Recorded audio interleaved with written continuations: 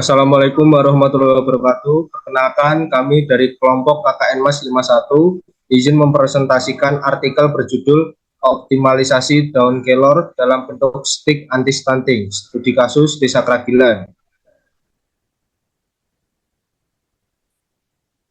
Tingkat stunting di Indonesia masih cukup tinggi, yaitu 21,6%, berdasarkan Survei Status Gizi Indonesia atau SSGI tahun 2022. Meskipun ada penurunan dari 24,4% pada tahun 2021, namun upaya besar masih diperlukan untuk mencapai target penurunan stunting menjadi 14% pada tahun 2024. Permasalahan di Desa Kragilan sendiri dalam bidang kesehatan adalah mengenai stunting. Nutrisi memainkan peran penting dalam mengatasi masalah stunting, didapat dari bahan pangan lokal seperti daun kelor atau Moringa oleifera. Di Desa Kragilan, kelor banyak ditanam di pinggir jalan dan halaman rumah, biasanya untuk penghijauan, bahan sayuran, atau pakan ternak, serta banyak masyarakat yang belum mengetahui pemanfaatan lain dari daun kelor. Hal tersebut menjadi dasar pengabdian ini dilakukan guna memanfaatkan daun kelor menjadi stik anti stunting. Berikut merupakan rumusan masalah. Terdapat 3 rumusan masalah. Pertama, bagaimana upaya yang diperlukan untuk mencapai target penurunan stunting. 2. Bagaimana memanfaatkan potensi daun kelor Desa Kragilan untuk membantu mengurangi angka stunting. Dan ketiga, cara apa yang dilakukan untuk meningkatkan kesadaran dan pengetahuan masyarakat Desa Kragilan tentang pemanfaatan daun kelor.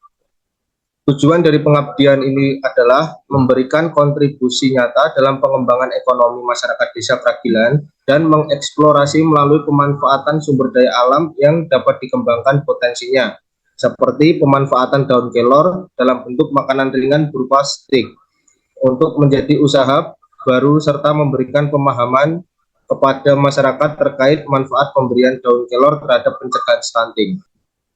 Landasan teori, stunting adalah salah satu permasalahan tumbuh kembang anak di mana terganggunya pertumbuhan tinggi badan dan perkembangan otak anak. Stunting disebabkan oleh 3 faktor, antara lain faktor individu seperti asupan gizi, berat badan lahir, dan status kesehatan. Fakta bahwa kebanyakan kasus gizi buruk dan stunting pada balita disebabkan oleh kurangnya asupan makanan. Masalah gizi muncul ketika asupan makanan tidak sesuai dengan kebutuhan nutrisi. 2 masalah gizi yang sering terjadi adalah kekurangan gizi dan malnutrisi. Salah satu upaya pencegahan yaitu dengan memanfaatkan tanaman lokal yang ada sebagai bahan pangan, tanaman lokal berupa daun kelor yang tumbuh banyak di sekitar pekarangan rumah, menurut Alam Syah tahun 2022. Daun kelor memiliki banyak nutrisi yang terkandung. Selanjutnya, untuk objek pengabdian, terdapat 4 objek pengabdian. Yang pertama, permasalahan stunting. Kedua, daun kelor atau dengan nama latin Moringa oleifera. Ketiga, nutrisi kandungan dan pemanfaatan daun kelor. Keempat, masyarakat Desa Kragilan khususnya ibu PKK dan posyandu balita dan lansia. Terdapat 3 metode pengabdian kualitatif. Yang pertama ada metode observasi, kedua metode eksperimen, ketiga metode analisis deskriptif. Pada metode observasi meliputi pengamatan langsung terhadap kondisi fisik di Desa Kragilan, tentunya pada persebaran tumbuhan kelor yang banyak tumbuh di desa ini. Kedua, metode eksperimen meliputi kegiatan pengolahan daun kelor menjadi olahan makanan ringan berupa stik kelor. Yang ketiga ada metode analisis deskriptif, mengacu pada menganalisis secara deskriptif terkait hasil dari pengolahan, bentuk produk, dan pengabdian yang sasarannya adalah ibu PKK dan posyandu. Kemudian ada hasil pengabdian pada 1 tahun terakhir terdapat monitoring gizi dan rasio SKDN. Untuk bulan Januari terdapat stunting sebanyak 8 dengan persentase 1,2%. Tetapi untuk di bulan terakhir yaitu pada bulan Agustus terdapat stunting yaitu jumlahnya ada 14 dengan persentase 5,2%. Untuk nilai stunting dari bulan Januari ke bulan Agustus terdapat kenaikan stunting. Kemudian daun kelor merupakan atau dikenal dengan berbagai julukan seperti The Miracle Tree, Tree for Life, and Amazing Tree karena semua bagian pohon memiliki beragam manfaat yang luar biasa. Atau dikenal dengan nama Latin Moringa olivera, memiliki nilai gizi yang sangat tinggi atau biasa dikenal dengan daun kelor. Kandungan nutrisi pada daun kelor seperti protein, vitamin, karbohidrat, fosfor, dan masih banyak lagi. Kemanfaatan daun kelor dalam pengabdian ini dilakukan pembuatan stik daun kelor. Baik, selanjutnya ada eksperimen stik daun kelor. Nah, di sini adalah proses pembuatan daun kelor. Nah, di sini kita butuhkan sebanyak 500 gram daun kelor. Terus disortasi atau dipisahkan antara daun dan tangkainya. Kemudian lanjut proses pencucian. Nah, di sini pencucian daun kelor itu menggunakan air mengalir agar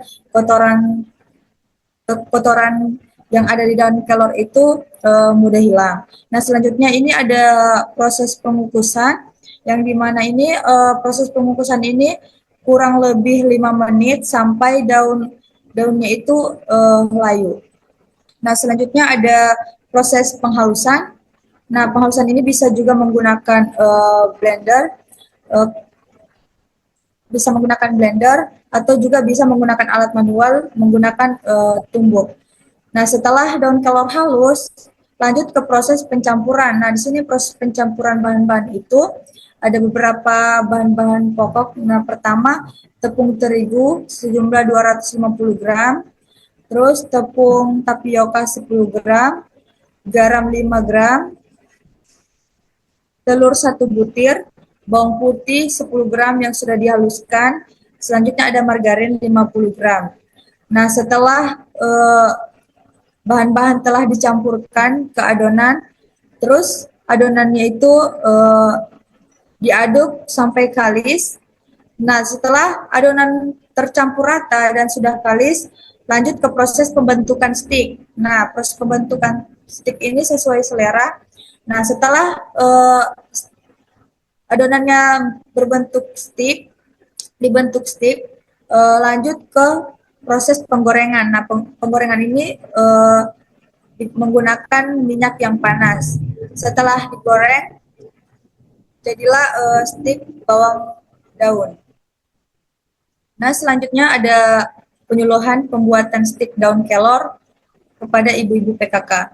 Nah, sasaran pengabdian masyarakat ini merupakan ibu-ibu PKK. Pengabdian masyarakat dilakukan dengan 3 langkah seperti penyuluhan, pelatihan, dan merasakan hasil produk stik kelor. Kegiatan penyuluhan meliputi penyampaian materi dari mahasiswa KKN MAS mengenai kandungan dan manfaat yang dapat pada daun kelor. Nah, selanjutnya ada kesimpulan. Nah, berdasarkan uraian tersebut dapat diketahui bahwa pertumbuhan fisik yang terhambat, penurunan kecerdasan, serta kemampuan kognitif adalah dampak pendek dan dampak panjang dari stunting. Adanya produk stik daun kelor dari terobosan kami diharapkan angka stunting menurun, khususnya di Desa Keragilan, Kecamatan Mojolaban, Kabupaten Sukoharjo.